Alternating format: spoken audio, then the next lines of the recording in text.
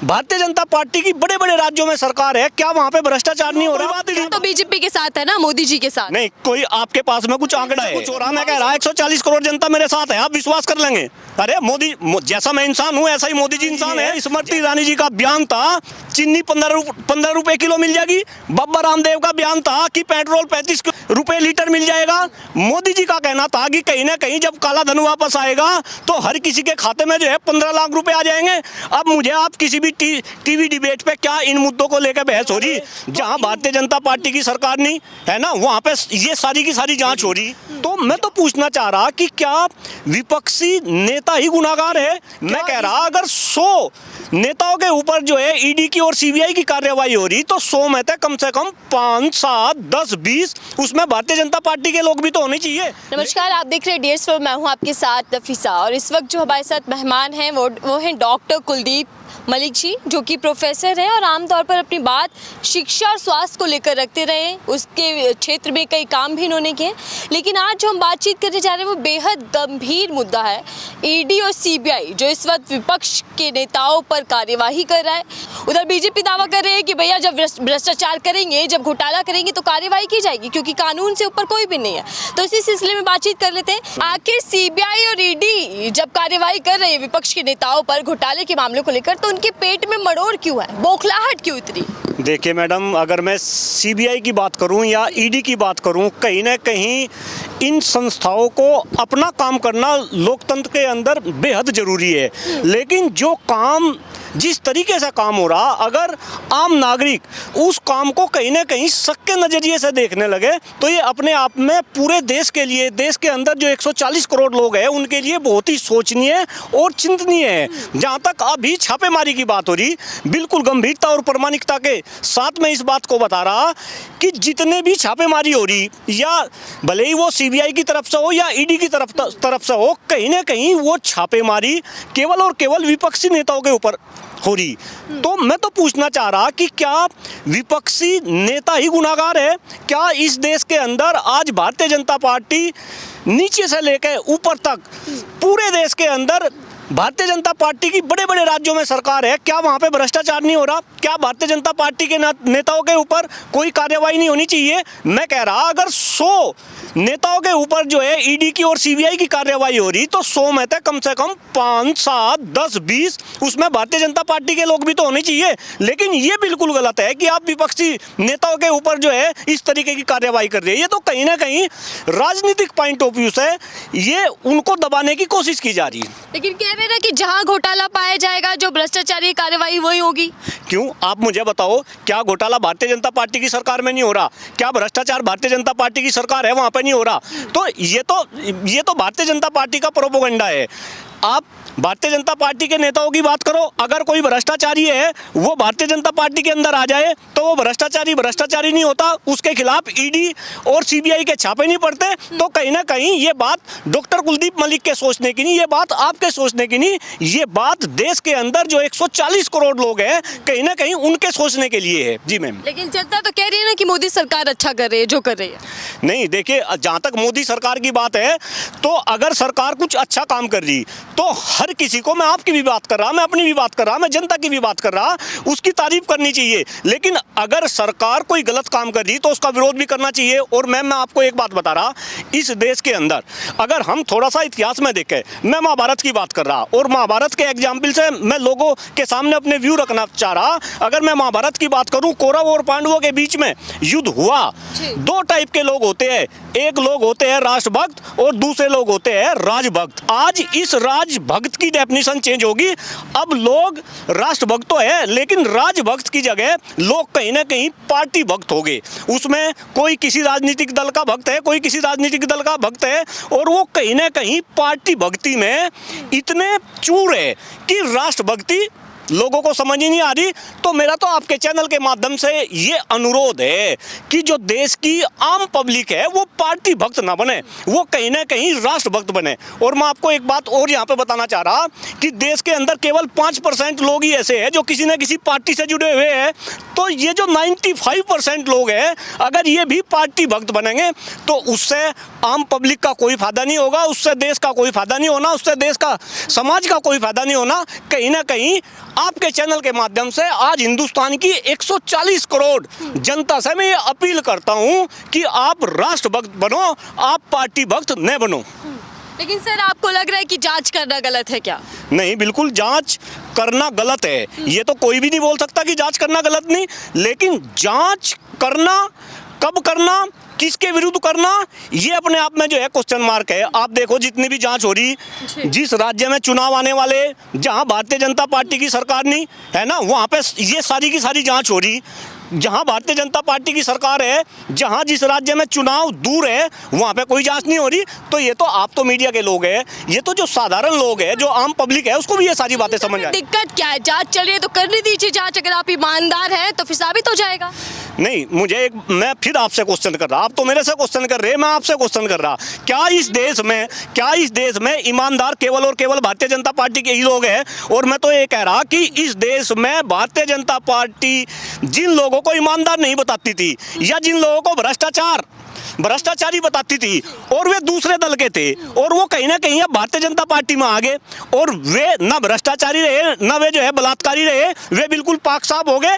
और यहाँ तो मैं आपको एक स्टेटमेंट याद दिलाना चाह रहा, आदरणीय गृह मंत्री अमित शाह जी ने खुद ये कहा कि भाई भारतीय जनता पार्टी तो ऐसी वॉशिंग मशीन है जिसके अंदर जो नेता घुल जाओ वो बिल्कुल पाक साफ हो जा। अरे कहीं ना कहीं लोगों को सोचना चाहिए, इस देश में जो असली मुद्दे हैं उनसे ध्यान भटकाने के लिए, बहुत ही गंभीर बात कह रहा, इस देश में असली मुद्दों से ध्यान भटकाने के लिए और केवल सत्ता को हथियाने के लिए इस तरह के प्रोपेगेंडे, ये अभी नहीं, ये तो जब से देश आज़ाद हुआ, जब से ये संस्थाएं बनी, हर पार्टी की सरकार ऐसे ही करती आई। लेकिन आज के टाइम में तो बिल्कुल सारी लिमिट क्रॉस होगी। तो कहीं ना कहीं असली मुद्दों से ध्यान भटकाने के लिए पब्लिक को जागना पड़ेगा, पब्लिक को समझना पड़ेगा कि इस देश में असली मुद्दे क्या होने चाहिए। इस देश में महंगाई का मुद्दा है, बेरोजगारी का मुद्दा है। आप भी युवा है, मैं तो आपसे ही पूछ रहा आज देश जी।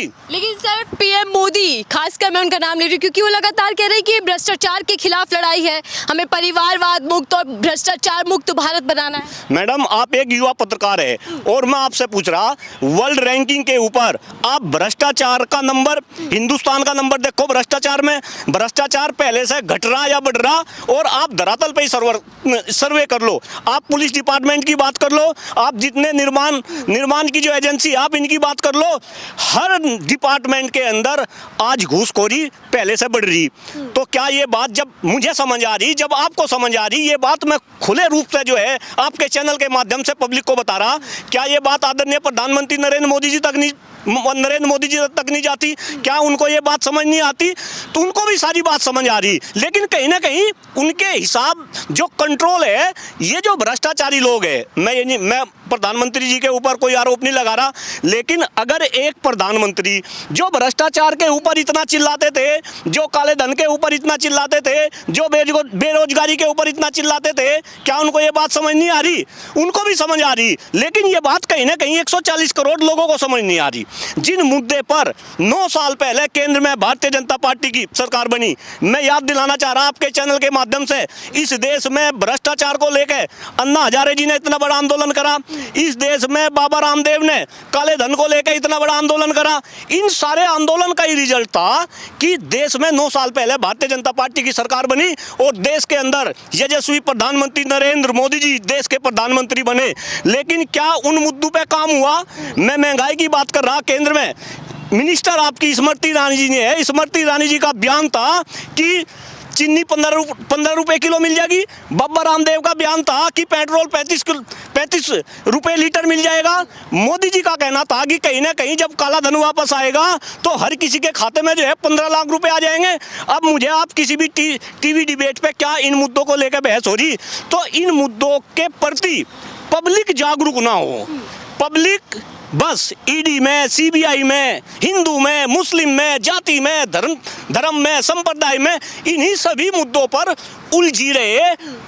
ये सारा का सारा एक प्रोपोगेंडा है। लेकिन सर, और एक एक करके सारे भ्रष्टाचारी नेता जेल में जाएंगे। अरे भाई, तो आप बताओ ना कि अगर भ्रष्टाचार सबसे बड़ा मुद्दा है तो जो भ्रष्टाचार की रैंकिंग में हिंदुस्तान का नंबर है वो इंप्रूव क्यों नहीं हो रहा? आप एक बात बताओ, देश के प्रधानमंत्री एक तरफ तो जो है अगर केजरीवाल जी मुफ्त में कुछ दे रहे तो वो जो है रेवड़ी का जिक्र कर रहे। और मैं अभी 4-5 दिन पहले अपने गाँव के अंदर था, आपको उदाहरण दे रहा, गाँव के अंदर जितने भी लो कैटेगरी की जितने भी जिनकी इनकम कम है उनको सरकार करीब गांव में ऐसे 60 से 70% लोग होंगे, उनको गांव में जो है 5 किलो प्रति व्यक्ति का मतलब है, अगर बच्चा है, अगर किसी के परिवार में अगर 5 लोग हैं तो 25 किलो उनको जो है अनाज दिया जा रहा, उनको चावल दिया जा रहा। क्यों भाई, ये रेवड़ी नहीं बट रही। और आप अगर ऐसे मुफ्त में देंगे तो लोग काम क्यों करेंगे?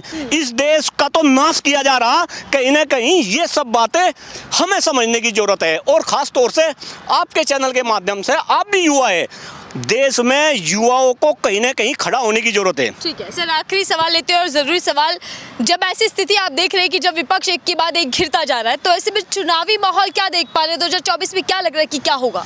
नहीं, देखो क्या होगा क्या नहीं होगा ये तो भविष्य के घरों में छिपा हुआ, कोई कुलदीप मलिक ज्योतिषी तो है नहीं कि भविष्यवाणी कर देगा वो हो जाएगा। लेकिन हाँ, मुझे ऐसा लग रहा कि धीरे धीरे पब्लिक के अंदर ये सारी बातें जा रही और पब्लिक कहीं ना कहीं जागरूक हो रही, और अगर पब्लिक जागरूक हुई तो कहीं ना कहीं आने वाला चुनाव बड़ा दिलचस्प होगा। देश में किसकी सरकार बनेगी, कौन प्रधानमंत्री बनेगा, ये तो घरों में छिप रहा है। इसमें तो मैं कोई भविष्यवाणी करना नहीं चाहता, ना किसी आम इंसान को कोई भविष्यवाणी करना चाहिए। लेकिन हाँ, डॉक्टर कुलदीप मलिक जैसे जो जागरूक लोग हैं, जो खुद जागरूक हुए, मैं भी पहले ऐसा ही था। लेकिन विपक्ष कैसे चुनौती दे पाएगा? नहीं, अरे विपक्ष, देखिए चुनाव जो है, चुनाव कहीं पक्ष और विपक्ष के, चुनाव को लड़वाने वाले कौन है भाई? चुनाव को लड़वाने वाली तो जनता है। जनता जिसको वोट करेगी वो नेता बनेगा और उस नेता की सरकार बनेगी। तो आप इसमें पक्ष विपक्ष की तो कोई बात ही नहीं। तो बीजेपी के साथ है ना, मोदी जी के साथ? नहीं, कोई आपके पास में कुछ आंकड़ा है? मोदी जी खुद कह रहे हैं, मोदी जी खुद कहते हैं कि जनता मेरे साथ है, 140 करोड़ की जनता मेरे साथ। कुछ हो रहा, मैं कह रहा 140 करोड़ जनता मेरे साथ है, आप विश्वास कर लेंगे? अरे मोदी, जैसा मैं इंसान हूँ ऐसा ही मोदी जी इंसान है, जैसे आप इंसान है। अगर आप कहने लगे कि भाई मेरे साथ 140 करोड़ लोग हैं और मैं तो सरकार बनाऊंगी, आप बना लोगी, तो किसी के कहने से यहाँ कुछ नहीं होता। आखिर देश में लोकतंत्र है, और लोकतंत्र में जो सर्वोपरि है वो उस देश की जनता है। तो यहाँ भी हिंदुस्तान में 140 करोड़ वासी है। मैं तो कह रहा, मोदी जी ने ऐसे ऐसे वादे करे, देश में जनसंख्या नियंत्रण कानून बनना था, देश में सम शिक्षा व्यवस्था आनी थी, देश के अंदर अच्छे अच्छे कानून आने थे, देश में भ्रष्टाचारियों के खिलाफ रोक लगनी थी, देश में युवाओं को रोजगार दिलवाने थे, देश में काला धन वापस आना था। ये सारे के सारे मुद्दे अब कहीं ना कहीं अगर हम जैसे इंसान पूछ रहे तो 140 करोड़ वासी है जो देश में नरेंद्र मोदी जी से पूछ रहे। और 2024 में आदरणीय प्रधानमंत्री नरेंद्र मोदी जी सहित भाजपा के हर एक नेताओं को इसका जवाब देना पड़ेगा।